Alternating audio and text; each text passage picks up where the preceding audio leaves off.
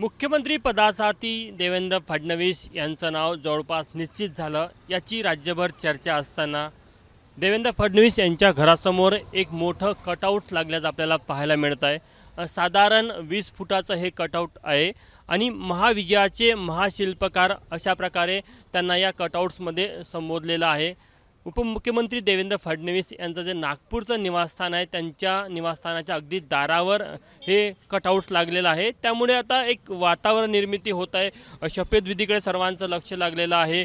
महाराष्ट्राचे पुढचे मुख्यमंत्री कोण होतात याबद्दल सर्वांना उत्सुकता आहे। त्यातच महाविजयाचे महाशिल्पकार, कारण की आजवर महाराष्ट्राच्या इतिहासामध्ये जे निकाल विधानसभा निवडणुकीचे आले त्यामध्ये कोणत्याही पक्षाला किंवा आघाडीला 200च्या वर जागा जिंकता आल्या नाही। मात्र पहिल्यांदा असं झालं की 200च्या वर जागा महायुतीने जिंकलेला आहे आणि जे शिल्पकार म्हणून देवेंद्र फडणवीस यांना संबोधलं जात आहे।